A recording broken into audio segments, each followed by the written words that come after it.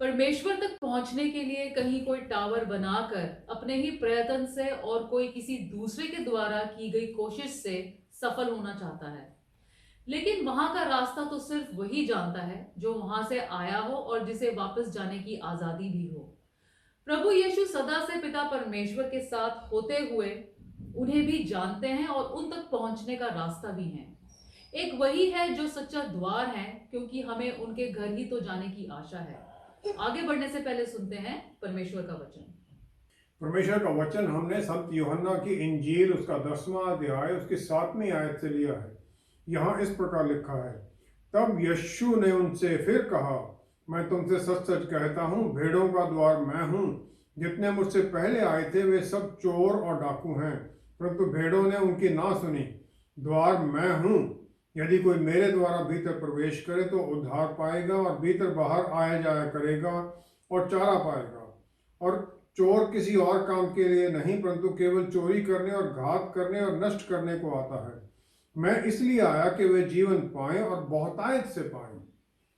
परमेश्वर के वचन को पढ़े और सुने जाने से आशीष हो। आमीन। प्रभु यीशु अपने आप को द्वार क्यों कहते हैं और फिर हमें उनके साथ जुड़ने से आने जाने की आजादी कैसे मिलती है? पाप में डूबा हुआ कोई भी इंसान, जो उसका बल था अच्छे काम करने का, आत्मिक बल था परमेश्वर के साथ आराधना का, वो खत्म हो जाता है, नष्ट हो जाता है। परमेश्वर के पुत्र जीवन की रोटी हैं और जब उन्हें हम प्राप्त करते हैं तो हम बल पाते हैं और फिर उस बल के साथ हमारी आंखें खुलती हैं, हम देखते हैं उस दुनिया की ज्योति को, लाइट ऑफ द वर्ल्ड प्रभु यीशु हैं। और फिर वो रोशनी हमें दिखाती है वहां से निकलने का रास्ता। आत्मिक आंखें हमारी खुल जाती हैं, हम ठीक तरह से देख सकते हैं और फिर हम मुक्तिदाता के द्वारा जो रास्ता मिला है हम उसकी तरफ बढ़ने लग जाते हैं और पुराने हालातों से निकलने लग जाते हैं। यूहन्ना 10 की 9वीं आयत में प्रभु यीशु ने पुराने जीवन का जो था उसके बाद की आशीष के बारे में कहते हैं। एस्केप रूट है वो प्रभु यीशु हैं, वही दरवाज़ा है, वही द्वार हैं। और फिर जो वही परमेश्वर की हजूरी में उनके अनुग्रह और दया को पाने का रास्ता है, स्वर्ग का रास्ता है, परमेश्वर की हजूरी में जाने का रास्ता है। संत यूहन्ना की इंजील पहला अध्याय उसकी 48वीं आयत से हम देखें, फिलिप्पुस को प्रभु यीशु अपने पीछे होने के लिए बुलाते हैं और वो जाता है नथनएल को बुलाने के लिए। नथनएल लेकिन शक जाहिर करता है कि नाजरत से कुछ अच्छा कैसे आ सकता है। जब वो आता है तो प्रभु यीशु उसे उसकी प्रार्थनाओं के बारे में बता देते हैं, क्योंकि यहूदी लोगों में फिग ट्री के नीचे बैठना प्रार्थना करने के मुताबिक है। 51 आयत में फिर वो कह देते हैं अपना कि मैं स्वर्ग की सीढ़ी हूं।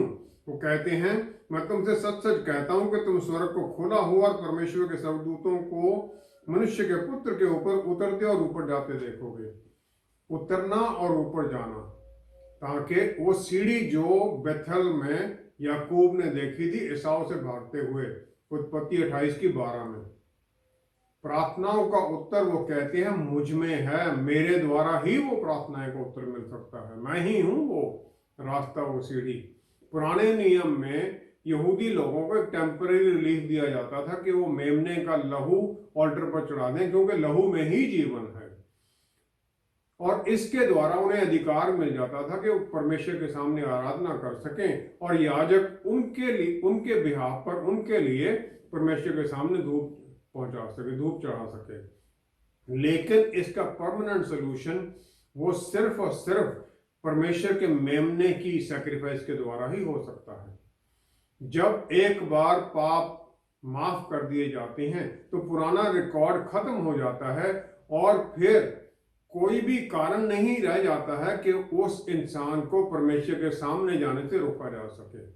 और ये जो आशीषित अवस्था है ये हमें परमेश्वर की हजूरी तक पहुंचने में मौका दे देती है। हम ये भी आशीष पा लेते हैं कि फिर हम परमेश्वर के मेमने के नाम में, उनके पुत्र के नाम में प्रार्थना करें, अपनी प्रार्थनाएं उनके सामने रखें परमेश्वर के, और उनका उत्तर भी पाएं। जो द्वार है वो अंदर जाने का रास्ता है, ताकि किसी भी समय जब हमारा मन हो, जब हमें समय हो, तो हम अंदर जा सकें और फिर हम परमेश्वर के पुत्र के साथ जॉइंट एयर बन जाते हैं और फिर उस द्वार से हम वापस आ सकते हैं ताकि इस दुनिया में जो हमें काम दिए गए वो भी पूरे कर सकें। ग्रीक भाषा का शब्द है थूरा, जिसका मतलब है दरवाजा, पोर्टल या एंट्रेंस, अंदर जाने का रास्ता। लेकिन इसका मतलब अपॉर्चुनिटी भी होता है, मौका। पोर्टल जो है, प्रवेश मार्ग, ये दरवाजे से ज्यादा है। दरवाजा तो एक कमरे से दूसरे कमरे में जाने का रास्ता हो सकता है, लेकिन पोर्टल जो है वो हमें, जो प्रवेश मार्ग है, वो हमें किसी अलग ही जगह पर पहुंचाता है। प्रभु यीशु वो द्वार हैं, वो पोर्टल हैं, जो फिर हमें ये आशीष देते हैं कि हम पिता परमेश्वर के प्यार में, उनकी हजूरी में पहुंच सकें। और ये बिल्कुल ही अलहदा जगह है इस पाप की भरी दुनिया से, वो जगह अलहदा है। और फिर हम सदा के लिए आशीषित उनके हजूरी में बने रहें और इस दुनिया के जो जीवन है इससे कहीं अधिक अद्भुत आशीषें पा लेते हैं। जो द्वार है हमें इस विल्डरनेस से, इस उजाड़ से हमें शीप फोल्ड में ले जाता है, वो उनकी सुरक्षा में ले जाता है, जहां पर फिर जो जंगली जानवर हैं, जो चारों तरफ हमारे हैं, वो शैतानी ताकतें, वो हमें नहीं छू सकती हैं। हर इस दुनिया में हर जो भेड़ है, जो विश्वासी है, वो जो शैतान के बुरे इरादे उनसे वल्नरेबल है, जो कि हमारी प्राण को छीन सकता है। लेकिन जब हम उस द्वार के द्वारा अंदर घुस जाते हैं तो फिर ये कोई लंबा चौड़ा काम नहीं है, ये सिर्फ एक कदम लेना है, थ्रेशोल्ड जो देहरी है उसको पार करना, अंदर चले जाना और वो स्वर्गीय सुरक्षा में पहुंच जाना है। तो वहां शब्द है, जो घुसेगा जो भीतर आएगा। इसमें कोई एक्सेप्शन नहीं है कि कोई खास ही आ सकता है, सबके लिए इनविटेशन है। इसमें कोई प्रायोरिटी नहीं है, कोई पुराना किसी का देखा नहीं जाएगा, उसे रिजेक्ट नहीं किया जाता है। और जो द्वार है, एक और उसकी खूबी है, एक दीवार में द्वार होगा, कहीं ऐसे तो बाहर द्वार रखा नहीं जा सकता है। और ये जो दीवार है, जो वॉल है, ये पाप की दीवार है, जो हमने आदम से अपने विरसे में पाई है। और फिर हम इसमें अपने पापों के द्वारा ईंटें जोड़ते रहते हैं ताकि हमारे जो पाप काम अच्छे ना करना या पाप करना, इनके द्वारा हम उसको और बढ़ाते जाते हैं। याकूब की पुस्तक 4 अध्याय उसकी 17वीं आयत अगर हम देखें, यहां लिखा है, अगर 4 अध्याय 17वीं आयत, जो कोई भलाई करना जानता है और नहीं करता उसके लिए पाप है।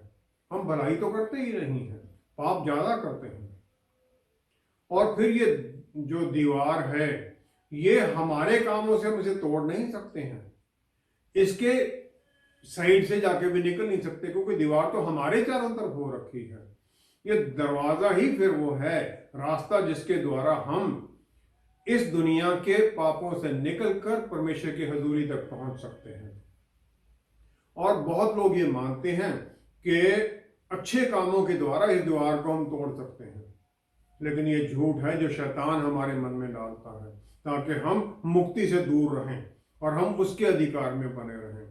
लोग मानते हैं कि जो धार्मिकता है, ये जीवन के किसी भी समय पर पाई जा सकती है और आखिर में परमेश्वर अपने अनुग्रह के द्वारा सबको मुक्ति दे देंगे।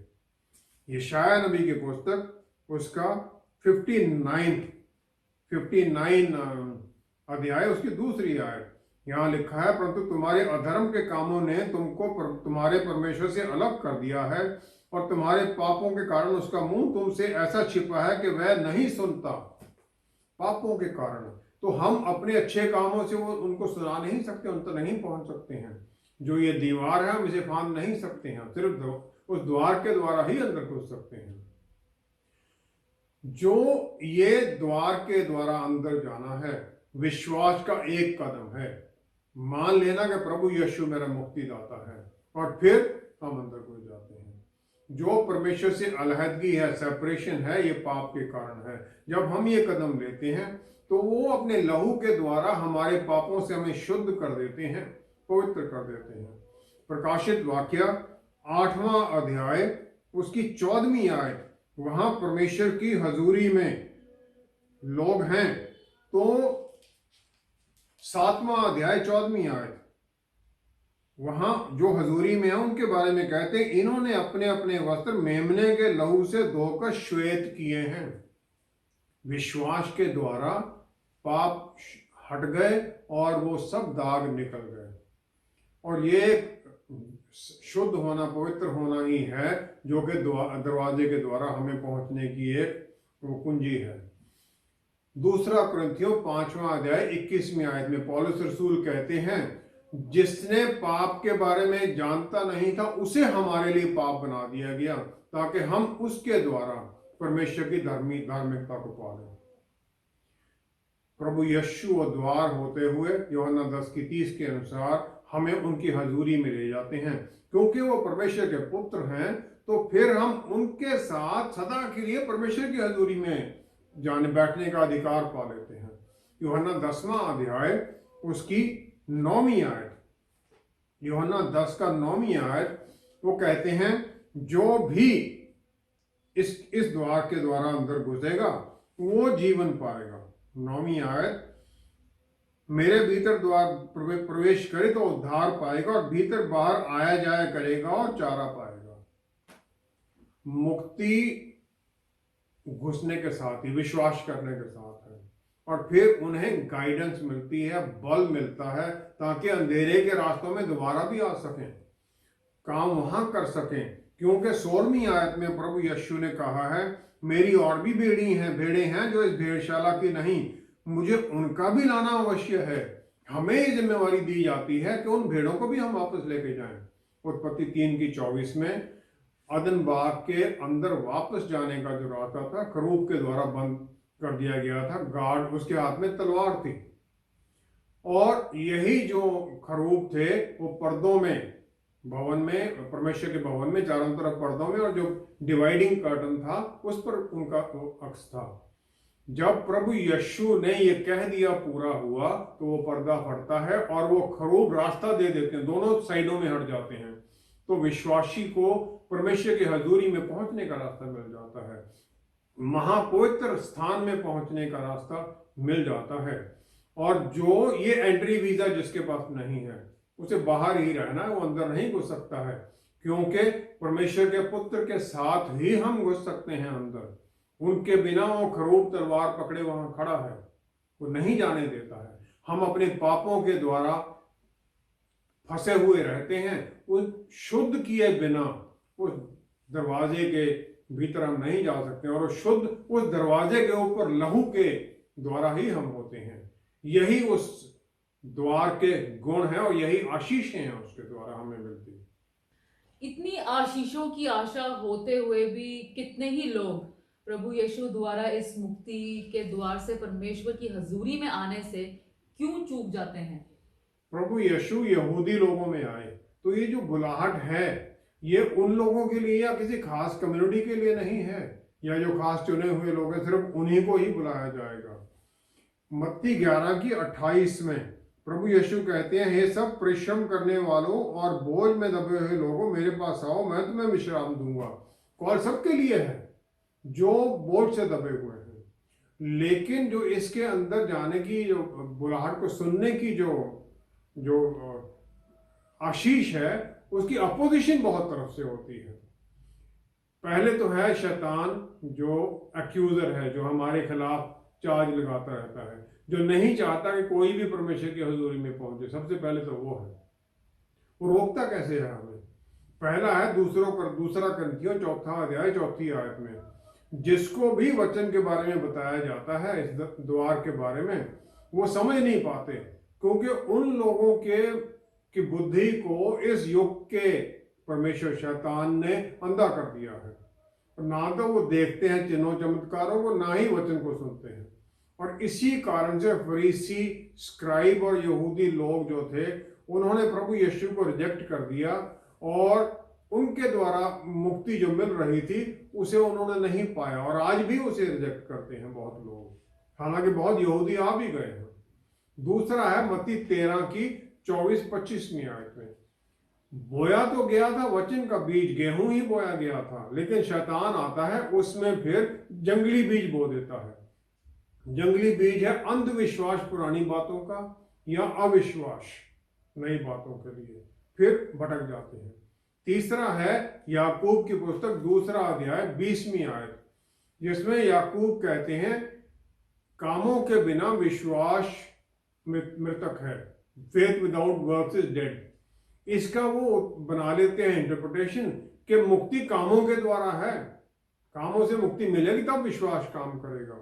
हम अच्छे काम करते हैं मुक्ति पाने के लिए नहीं, लेकिन आनंदित होने के लिए।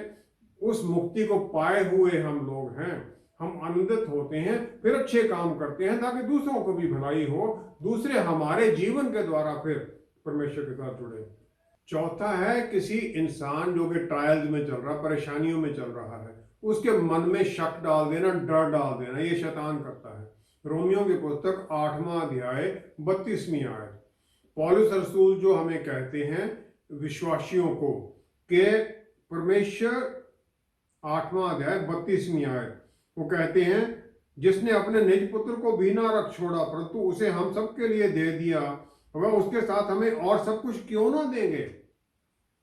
जिसने इतनी बड़ी कुर्बानी दे दी, हमें और बाकी चीजें क्यों नहीं देंगे। तो शैतान उसके ऊपर डर डाल देता है। उत्पत्ति 3 की 23-24वीं आयत में आदम और ईव को अदन बाग में उस जीवन के वृक्ष के पास जाने से रोक दिया गया, जहां पर के अबंडेंस थी, सब कुछ आशीषें थी। यूहन्ना 10वां अध्याय 10वीं आयत में प्रभु यीशु फिर कहते हैं मैं आया हूं ताकि जो विश्वास करते हैं वो जीवन पाए, और जीवन भी बहुतायत का जीवन पाए। वो सब अदन बाग का जो जीवन था वो हमें दोबारा रिस्टोर कर देते हैं। और फिर आगे हैं वो लोग जो वचन में हैं, चर्च में हैं, वो कंडीशंस लगाने लग जाते हैं रोकने के लिए, ताकि सिर्फ चुने हुए लोग जो सिलेक्ट हैं विश्वासी वही घुस सकते हैं। प्रेरितों की पुस्तक 15वां अध्याय 5वीं आयत में कुछ फरीसी जिन्होंने विश्वास कर लिया था, उन्होंने ये शर्तें लगानी शुरू कर दी कि जो यहूदी नहीं हैं बपतिस्मे से पहले उनका खतना किया जाए, ताकि वो मूसा की जो व्यवस्था उसे माने। इसका फाइनल जो सेटलमेंट था यरूशलेम काउंसिल में कर दिया गया, खतने की जरूरत नहीं, किसी कंडीशन की जरूरत नहीं है। लेकिन आज भी हम वचन को मिस इंटरप्रेट करते हैं और रेस्ट्रिक्शंस लगाने लग जाते हैं। ट्रेडिशनल जो सिखलाई है जन्म से लेकर, ताकि हम अच्छे काम करो, ताकि हम मुक्ति पाएं, परमेश्वर के सामने जा सकें, स्वर्ग में जा सकें।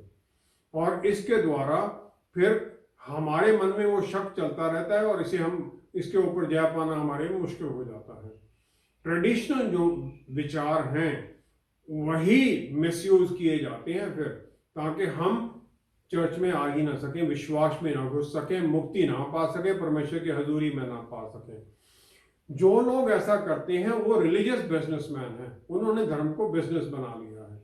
वो चाहते हैं कि हम ही सोल अथॉरिटी हों, हमें ही एक अधिकार हो, ताकि हम दूसरे लोगों का जो किसी दूसरी कम्युनिटी से आए हैं, किसी विश्वास दूसरे से आए हैं, या किसी अलग जगह से आए हैं, ताकि उन्हें हम डिसाइड करेंगे उन्हें आना है कि नहीं आना है, ताकि वो बंधे रहें उस अधिकार की उस कोठरी के अंदर।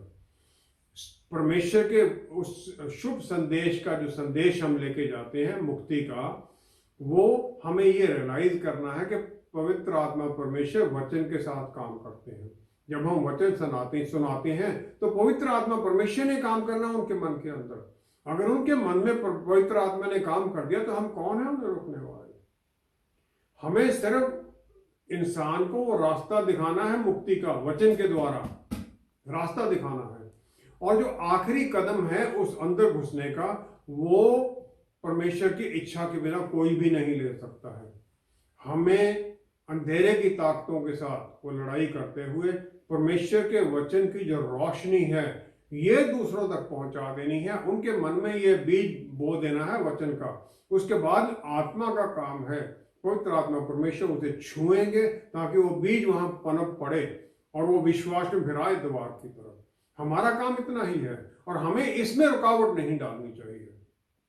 मुक्ति द्वार को आने वाला रास्ता संकरा या नैरो क्यों कहा जाता है और इसे पा लेना और इस पर चलते रहने का क्या तरीका है?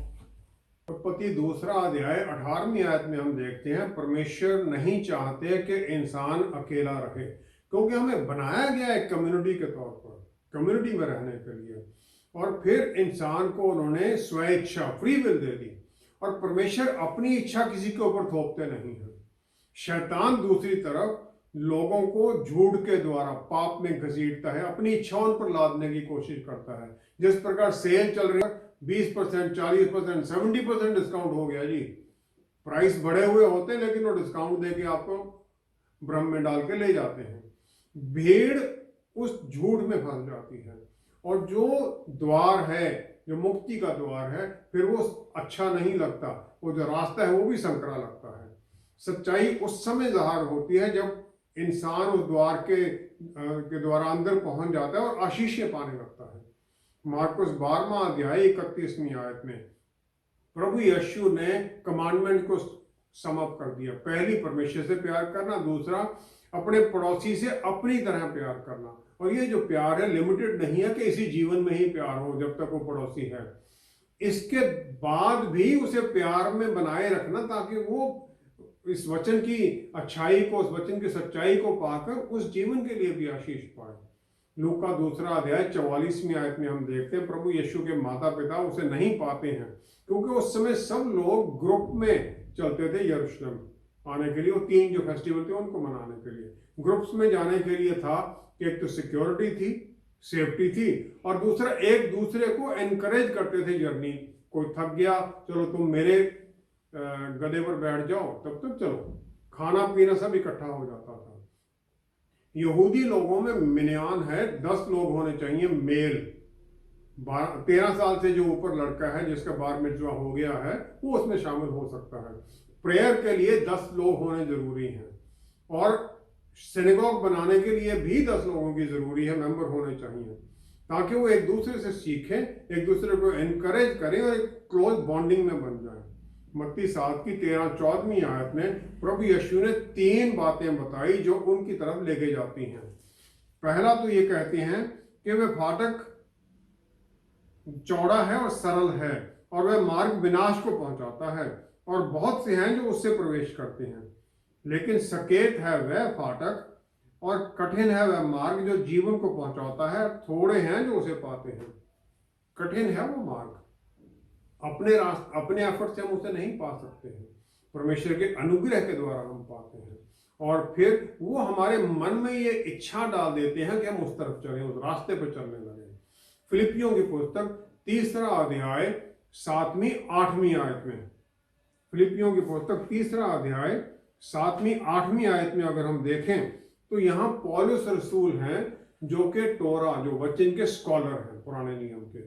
रबी गमालियल जो उस समय का बेस्ट टीचर था, उससे उन्होंने पढ़ाई की, उससे सीखा है। लेकिन वो क्या कहते हैं इस पढ़ाई के बारे में, सब कुछ जो उन्होंने सीखा है, वो कहते हैं जो बातें मेरे लाभ की थी उन्हीं को मैंने मसीह के कारण हानि समझ लिया है, वरन मैं अपने प्रभु यीशु मसीह की पहचान की उत्तमता के कारण सब बातों को हानि समझता हूं, जिसके कारण मैंने सब वस्तुओं को हानि उठाई और उन्हें कूड़ा समझता हूं, जिससे मैं मसीह को प्राप्त करूं। सब पुरानी जो टीचिंग थी, सब जो बातें थी, वो कूड़ा है, रबिश है, उसे वो डिस्कार्ड कर देते हैं। हमें जो अपने आइडियाज हैं, पुराने जो विचार हैं, उन्हें छोड़ना पड़ेगा। पवित्र आत्मा परमेश्वर की आज्ञाकारिता में, उनकी रीजनिंग में, उनकी गाइडेंस में चलना जरूरी है। मत्ती 7 की 21 में प्रभु यीशु ने यह पहचान कराई कि कौन चल सकता है उस रास्ते के ऊपर।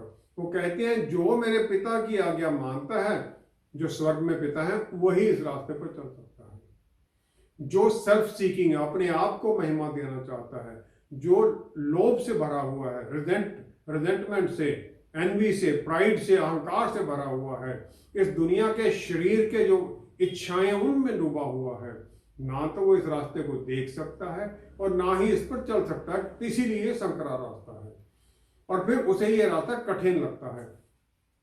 पहला यूहन्ना 3रा अध्याय उसकी 2री आयत, पहला यूहन्ना 3रा अध्याय अध्याय उसकी दूसरी आयत, यहाँ देखें, यूहन्ना नबी कहते हैं, अब हम परमेश्वर की संतान हैं और अभी तक यह प्रकट नहीं हुआ कि हम क्या कुछ होंगे। इतना जानते हैं कि जब प्रभु यीशु प्रकट होंगे तब उनके समान होंगे, क्योंकि उनको वैसा ही देखेंगे जैसा वह हैं। हम उनके समान होंगे।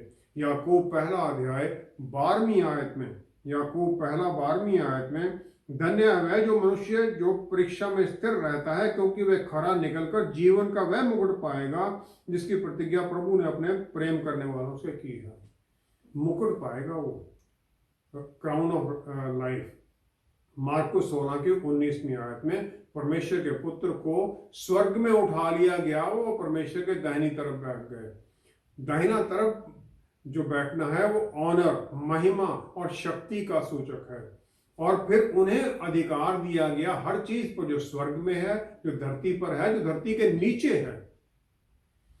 अफसियों की पुस्तक दूसरा अध्याय उसकी 5वीं 6वीं आयत अगर हम देखें, अफसियों की पुस्तक दूसरा अध्याय 5वीं 6वीं आयत, यहां लिखा है, जब हम अपराधों के कारण मरे हुए थे तो हमें मसीह के साथ जिलाया, अनुग्रह ही से हमारा उद्धार हुआ है, और मसीह यीशु में उसके साथ उठाया और स्वर्गीय स्थानों में उसके साथ बैठाया, कि वह अपनी उस कृपा से जो मसीह यीशु में हम पर है, आने वाले समयों में अपने अनुग्रह का असीम धन दिखाएं। वो अपना असीम धन हमें प्रकट कर सकें, इसलिए हमें बिठाया गया। जो हमारे जीवन में बदलाव आते हैं, ये कोई डिस्टेंट फ्यूचर में नहीं कि मृत्यु के बाद में होंगे, ये इस जीवन में आने लग जाते हैं। प्रभु यीशु ने वायदा किया, जो काम मैं करता हूं वो तुम भी करोगे, इससे भी बड़े काम करोगे। विश्वास में चलने के कारण हमारे भीतर पवित्र आत्मा परमेश्वर आ जाते हैं। वही आत्मा जिन्होंने प्रभु यीशु को मुर्दों में से उठा दिया, वही आत्मा जब प्रभु यीशु पर उतरते हैं तो उनकी मिनिस्ट्री शुरू होती है। वही आत्मा हमारे भीतर है, हमें बल देने के लिए, आशीषें देने के लिए, अपनी रहमतों में बनाए रखने के लिए और जीत में चलने के लिए। और ये हम पाते हैं जब हम उस द्वार से प्रवेश कर जाते हैं। ये जरूरी है हम झूठ से निकलें और आगे बढ़े विश्वास में। आइए हम प्रार्थना करें। पिता परमेश्वर, क्या ही धन्य हैं आप, हम आपका धन्यवाद करते हैं, क्योंकि आपने हमारे लिए वो रास्ता खोल दिया ताकि हम आपकी हजूरी में आ सकें। वो अधिकार दे दिया अपने बेटे के द्वारा कि हम पापों से शुद्ध होकर उन्हीं के नाम में हर प्रार्थना आपके सामने रख सकें, अपने मनों को खोल सकें, अपनी व्यथा, अपना दुख आपके सामने जाहिर कर सकें, और फिर उस प्यार करने वाले पिता से अपनी परेशानियों का हल भी पाएं, आशीषें पाएं। आपने ये सब कुछ हमारे लिए कर दिया पिता परमेश्वर, क्योंकि आप प्यार हैं और हमसे प्यार करते हैं। हम आपका धन्यवाद करते हैं। प्यारे प्रभु जी, सहायता कीजिए हमारी कि हम आपके वचन का संदेश दूसरों को उनकी भाषा में आसानी से समझने वाले तरीके से उन्हें समझा सकें, ताकि उनके मन पर जो शैतान ने वो पर्दा बांध रखा है, जो उनके मन की आंखों को उसने अंधा कर रखा है, वो पर्दे उतर जाएं प्रभु, रोशनी को देखें, और फिर प्रभु यीशु जो द्वार हैं आपके सामने आने के, उस द्वार से प्रकट करें। हमें आशीष दीजिए, बल और शक्ति दीजिए, ताकि प्रभु हम ये सब कर सकें। पिता परमेश्वर, स्थिरता में हम बने रहें, पवित्र आत्मा परमेश्वर की भरपूरी में हमें बनाए रखें। ये सब कुछ हम आप ही के प्यारे बेटे, हमारे उद्धारकर्ता प्रभु यीशु के प्यारे नाम में मांगते और पा लेते हैं। आमेन, आमेन, आमेन। प्रभु यीशु परमेश्वर है और उनका कोई भी वादा झूठा नहीं है, और इस सब की गारंटी की मोहर हमारे भीतर पवित्र आत्मा परमेश्वर देते हैं। हम अपने जीवन के इस बदलाव को कल के लिए नहीं टाल सकते, क्या पता फिर मौका मिले या नहीं। Thank you so much for watching. Until next time, stay blessed. Shalom.